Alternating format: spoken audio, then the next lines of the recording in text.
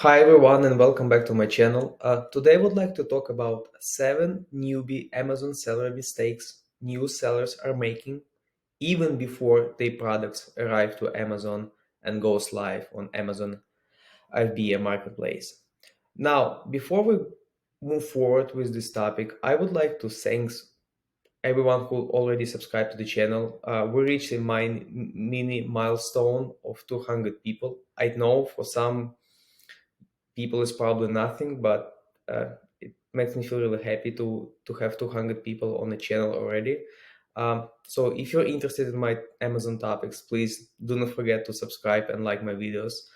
And now, without any further ado, let's jump into 7 Amazon FBA newbie mistakes nobody talks about.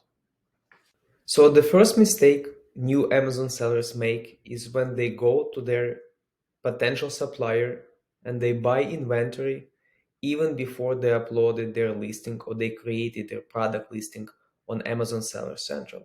You need to understand that before you buy the inventory, you need to make sure that you have all your title, key product features or bullet points, product description fully created or uploaded with all the images, and you need to make sure that you have your Amazon product listing converted into Amazon FBA mode. Uh, because there might be a few minor hiccups like hazmat review, or Amazon might request some additional information during the process of creating your product listing. So to avoid any delays or avoid even probably listing removal and losing money or losing time, you need to make sure that your listing is fully uploaded and converted to FBA and you have a shipping plan ready way before you pay single penny to your supplier. Mistake number 2, buying too much inventory. As a new seller, you need to understand that Amazon didn't do any business with you in the past, and they will not give you all this space in their warehouse until you're gonna prove that you have a potential to sell a lot of products, to sell your inventory fast and in a timely manner. So most likely in the beginning, Amazon will assign to you inventory limits. So they're gonna limit how much product you can ship to their Amazon FBA warehouse. And they have something they call IPI, Inventory Performance Index. This is basically an algorithm which gonna be looking after how fast are you selling the product you ship to Amazon FBA. And based on this IPI score, based on this metric, they're gonna adjust, they're gonna increase or decrease your inventory limits.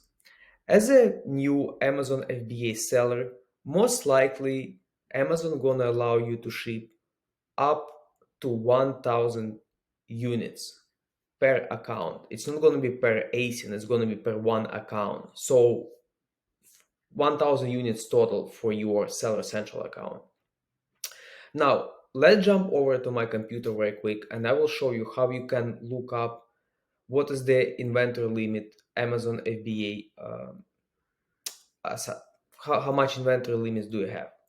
Let me show it to you. So in order for you to see what inventory limit Amazon does assign to you, you just need to go to your seller's central account. You need to hop over to inventory. Then you need to find manage FBA shipments. It's gonna be fourth from the bottom. You click on the manage FBA shipments. And then you're gonna see here on the bottom restock limits. You just click on this arrow down and you're gonna be able to see that this account has maximum inventory level of 1,000 units. Okay, so now you know how to check out what is your inventory limits.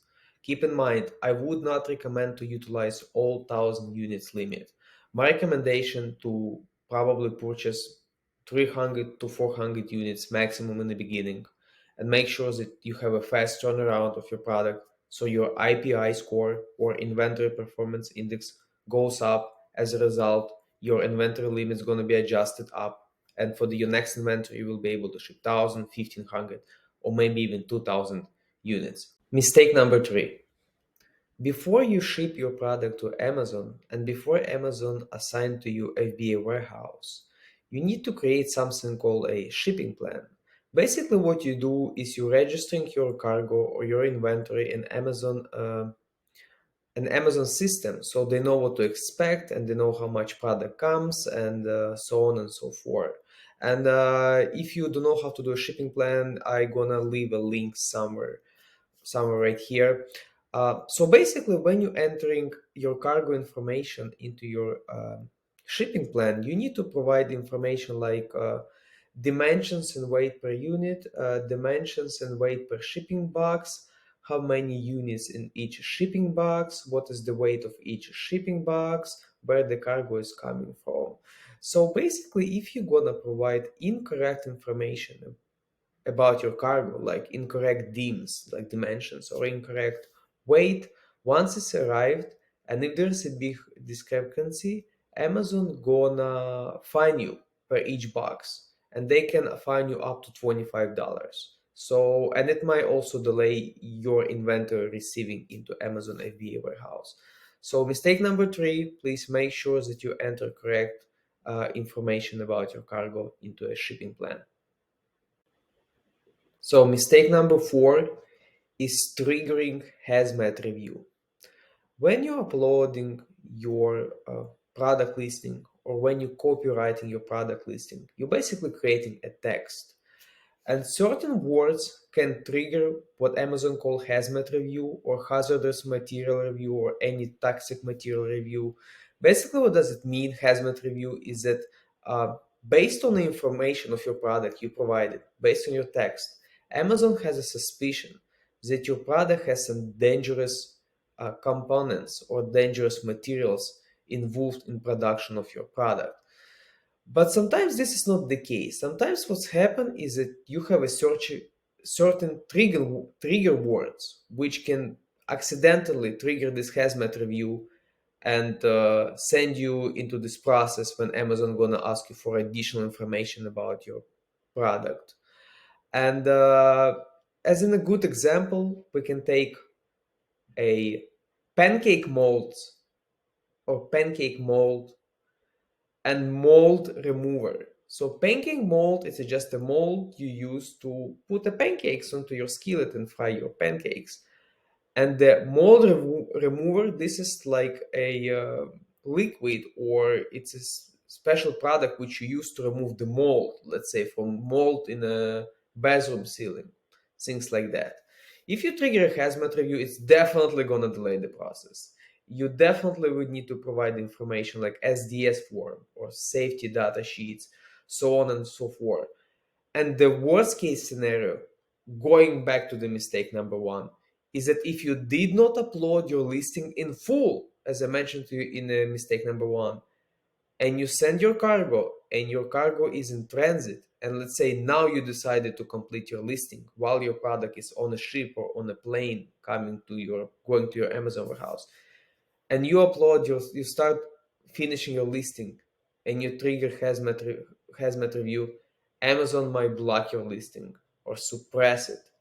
And the worst case scenario, the worst what can happen is if your product arrives to Amazon and your listing is under hazmat review, Amazon staff might reject the receiving or it's definitely going to be a messy situation. So please make sure your listing copywriting doesn't have any trigger words which can trigger hazmat review, and circle back to the mistake number one. Make sure that your listing is fully complete and uploaded way before you buy your inventory and way before you ship it to Amazon. Mistake number five, choosing or selecting the wrong shipping method.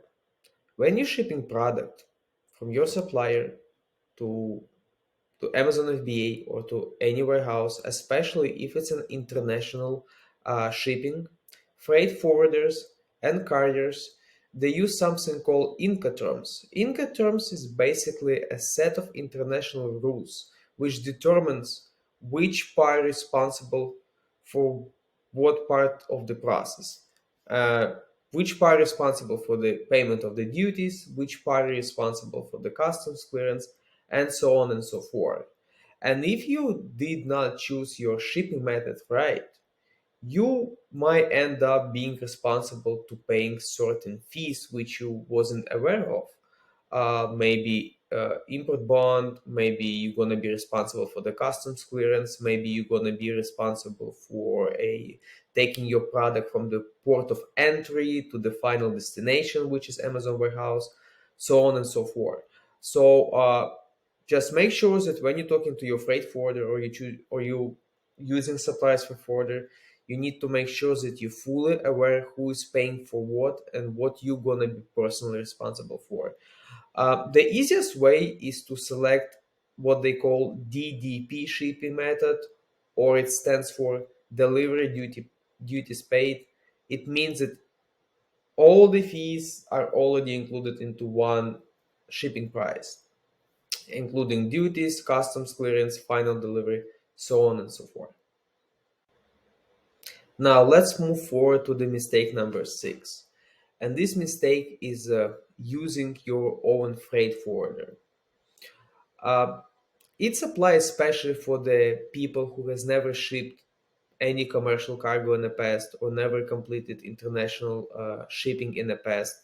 If you're experienced commerce or e-commerce business person and you shipping on a regular basis, you probably have already established relationship with the freight forwarder, and this probably not applying to you. But if you're completely new uh, to e-commerce, and this is your going to be your first cargo or even second cargo, one of the mistakes people make is they go and they try to find the freight forwarders on their own and ask them to help pay them for the services to ship product from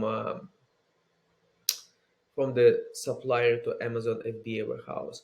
And the issue is here that since you are the new client for this freight forwarder and they never done business with you in the past, most likely you gonna pay a 100% or full amount for the shipping service.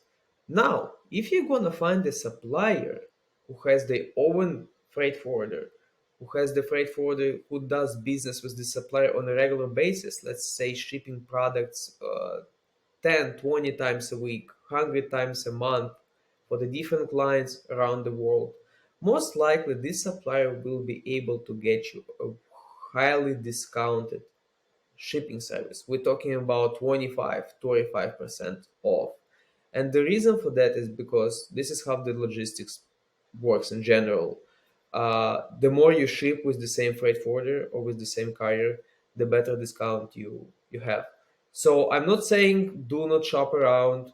You always can try to see if you can find a freight forwarder, but always ask your supplier if they do have a developed relationship with any freight forwarder, and ask them to quote you for the shipping from supplier to the Amazon FBA warehouse.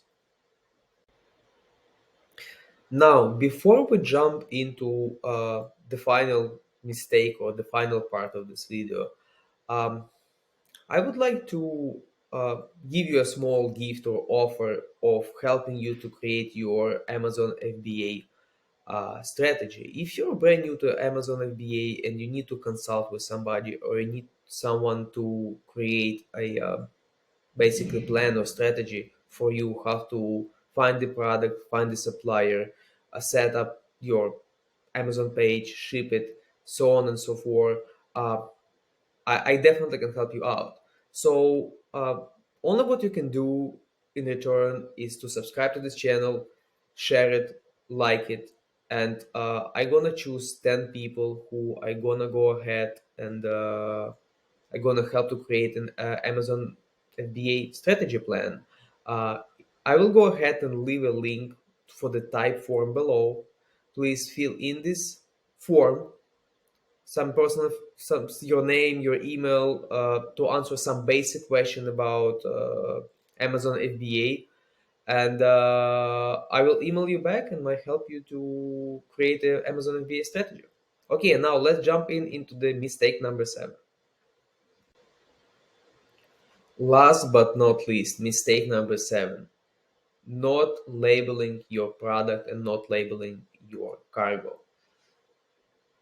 I see more and more people are forgetting that they need to apply special Amazon FBA labels on the individual products, and Amazon use these labels to receive your product into their warehouse. So once your product arrives to Amazon, they open up the shipping boxes and they remove each individual unit. And if you have this label, it's called FNSQ label on your product, they're basically gonna scan it, and then they're gonna put it into inventory, and your inventory gonna be adjusted in Amazon FBA warehouse. So if you're not gonna label your products properly before you ship it to Amazon, it's definitely gonna delay the receiving process, and Amazon might charge you 20 cents per item to label all your items. So do the math. If you have three, four, 500 bucks, it can be costly. um, Thanks so much for watching this video. I hope you enjoy it. And again, I appreciate for 200 subscribers. And guys, I'll see you next time. Bye.